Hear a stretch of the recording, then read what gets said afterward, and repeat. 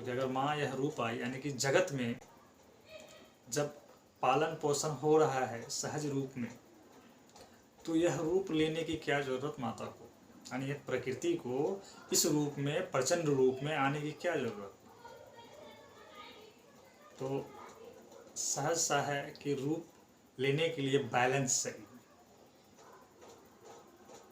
है ना। कोई चीज अगर अति होता है तो प्रकृति स्वयं बैलेंस करती है। तो वहां पे किसका सहारा लेगी? काल का। और रात्रि यहाँ पे दिखाता है अंधकार को, जो होता है अज्ञान का। अंधकार से अर्थ है अज्ञान का। जब अज्ञान का चरम अवस्था में होगा या चरम अवस्था पहुंच जाता है अज्ञान, तब वह काल स्वयं माता का सहारा लेकर के जगत को बैलेंस करता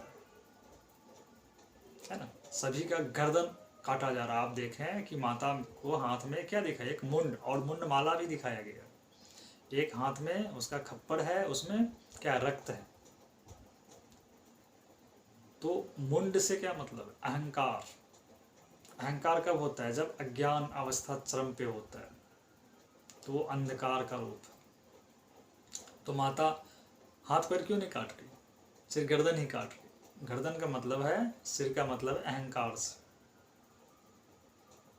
तो इसको बैलेंस करने के लिए, जगत को बैलेंस करने के लिए जो अहम वृत्ति उत्पन्न होता है, उसे नष्ट किया जाता है, उसे बैलेंस किया जाता है।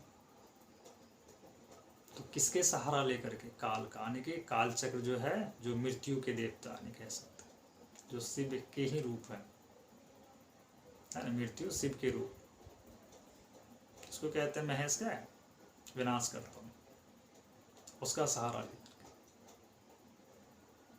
तो काल रात्रि क्या करती है? जब सृष्टि सही से संचालन हो रहा था, उसमें अगर विकृति आ जाए, अनबैलेंस होने लगे, तो बैलेंस करने के लिए यह स्वरूप बनाया गया था। तो इसका प्रतीक सीधा सा क्या है कि अंधकार को, यानी कि अज्ञान को मिटाने के लिए काल और आदि शक्ति ने दोनों मिल करके अज्ञान को मिटाया।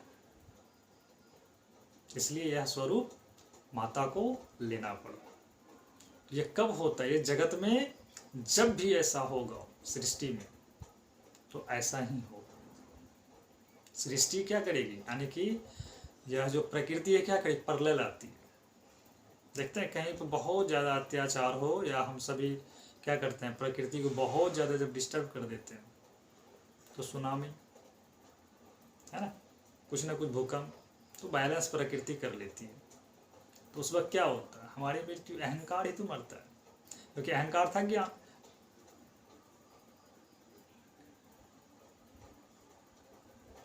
अज्ञान के कारण ही हम सब क्या किए थे? प्रकृति को नष्ट किया। प्रकृति में ऐसा चीज किए जो कि अनबैलेंस हुआ, है ना। पृथ्वी या कहीं पर भी, जगत में कहीं पर भी जीव अगर है, अगर वहां पे अहंकार या किसी जीव का अहंकार प्रबल हो जाए, अज्ञान अवस्था में चला जाए वह जीव, और उससे सिर्फ ऐसे कृत्य हो, कर्म हो जो कि प्रकृति का नुकसान ही ज़्यादा करे, या बैलेंस में नहीं चले प्रकृति, तो प्रकृति स्वयं एक ऐसे शक्ति बन करके आ जाती है जो कि बैलेंस करती है। काल रात्रि का, है ना। तो काल रात्रि में क्या करता है? बैलेंस का काम करती है। प्रकृति स्वयं अपना जगत को बैलेंस बना देती है। हमारे शरीर में अब देखिए, हम सब जो जगत के स्तर पे देखे थे, अब हम अपने शरीर में उनको देखते हैं, क्योंकि हम सब साधना कर रहे हैं नवरात्रि का। तो नवरात्रि में एक तो जगत का जिस तरह से संचालन होता है, उसी तरह से हमारा शरीर में वो शक्ति है, उसका भी संचालन हो रहा है, उसी से हम आप बने हुए हैं। तो हमारे शरीर में वो कहाँ स्थित है? कात्यायनी हमारा हृदय में, यानी कि हृदय चक्र जो है, अनहत चक्र, अनाहत चक्र। और काल रात्रि कहाँ है? काल रात्रि आपका आज्ञा चक्र पे होता है, क्योंकि काल रात्रि का तीसरा नेत्र खुलेगा तभी तो भस्म करेगी या फिर काटेगी, है ना। तो यहाँ पे काल रात्रि कहाँ रहेगा? हमारा आज्ञा चक्र, यानी कि ज्ञान केंद्र खुलता है। तो माता को देखिए, इसके सभी स्वरूप में, 6 स्वरूप तक में तीसरा आंख नहीं है। तीसरी आंख है? नहीं है। तीसरी आंख का सप्तम स्वरूप में, यानी कि वह क्या है? ज्ञान का, अज्ञान को कौन काटेगा? ज्ञान ही काटेगा। अज्ञान को भस्म करने का क्षमता किसमें है? ज्ञान। तभी तो ज्ञान नष्ट होगा। तो अज्ञान चक्र पे है। और इससे पूर्व जो माता है उसका हमारा विशुद्धि से था, है ना, हमारा कंठ चक्र से। तो कात्यायनी को आप कंठ से ले लीजिए, जहाँ पे आप माँ सरस्वती का निवास कह सकते हैं, पार्वती का निवास कह सकते हैं, है ना, जो बैलेंस बनाती है। यानी हमारा आपका जो हर चीज़ बैलेंस होता है वाणी से, शब्द से। शब्द से सब कुछ संचालित है। पूरे जगत क्या है? शब्द ही तो है। पूरे जगत शब्द है, ध्वनि है। जो प्रथम शब्द अ उ म ओम, उसी से तो जगत तरंगमय है। तो उस तरंग को बैलेंस करती है माता। तरंग अगर ज़्यादा कुछ होने लगे तो उसका बैलेंस करने लगती है। तो कालरात्रि कहाँ है? हमारे शरीर में किस चक्र पे स्थित है कालरात्रि? आज्ञा चक्र पे। और कात्यायनी स्थित है हमारे कंठ। तो कालरात्रि क्या कर रही है? हमारे चक्र पे आकर के ज्ञान का कुंडली, यानी ज्ञान का वह चक्र है, जब वो खुलती है तो ज्ञान हमें स्वतः प्रकट होता है। यानी कि हम भेद कर पाते हैं। अज्ञान और ज्ञान में भेद स्पष्ट करते हैं कि हम जीव स्वरूप हैं। मेरे द्वारा किए हुए गए कार्य से क्या सत्य है, क्या असत्य है, जगत को किस तरह से प्रभाव में लेता है, तो हम समझ चुके होते हैं वहाँ। तो कोई भी कार्य करते हैं तो वहाँ हम स्वयं और स्वयं के बाहर जो भी है सभी जीवों पे दया, करुणा, है ना, प्रकृति का विनाश नहीं है। यानी कि ज्ञान से ही करते हैं, बुद्धि विवेक का इस्तेमाल करते हैं। प्रज्ञा खुल जाता है इस चक्र पे। तो प्रज्ञा जिसका खुल गया, विवेकशील हो गया, विवेकवान हो गया, अब वो जो भी कार्य करेगा पूर्ण होश में करेगा। तो उससे कोई भी अहित का कार्य होगा नहीं, क्योंकि ज्ञान का नेत्र खुला। यानी नेत्र से यहाँ अर्थ ही है ज्ञान का। नेत्र से अर्थ होता है ज्ञान का। ऐसा कोई नहीं है कि यहाँ तीसरा आंख और खुल जाए, ऐसा कुछ नहीं होता।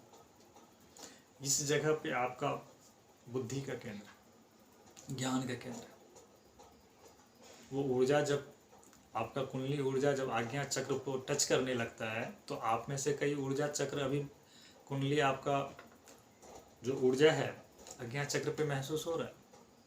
तो वहाँ से बहुत कुछ अभी आप अनुभव कर पा रहे होंगे, सत्य क्या है असत्य क्या है। आपको खुद में अनुभव आता होगा कि कौन क्या कह रहा है, धर्म के नाम पे हो या जिस भी नाम पे हो, या आध्यात्मिक नाम पे हो, कौन सही कह रहा है, कौन गलत कह रहा है, क्या सही है क्या गलत है, आप पकड़ पाएंगे। आप जितना ज़्यादा ये आज्ञा चक्र आपका एक्टिव होगा, यानी कि ज्ञान चित्त आपका शांत और ज्ञान प्रबल होता जाएगा, उतना आप स्पष्ट कर पाएंगे इन सब चीज़ों को। तो इसका सीधा संपर्क हमारे शरीर से है। और किस चक्र पे है? तो आज्ञा चक्र पे, कालरात्रि पे। इसीलिए इस साधना में साधक को आज्ञा चक्र का पे ध्यान देना होता है और इस चक्र का जागरण किया जाता है। अगर गुरु के सानिध्य में है तो ध्यान की भी जरूरत नहीं पड़ेगी आपको। वो शक्ति से ही, प्राण ऊर्जा से ही आपका सभी चक्र को एक्टिव कर देते हैं। बाद बाकी आप कहीं पर भी रहिए, घर में रहिए, जहाँ भी आप हैं, जिस समय आप चाहें उस चक्र पे सीधा ध्यान आप ले जा सकते हैं।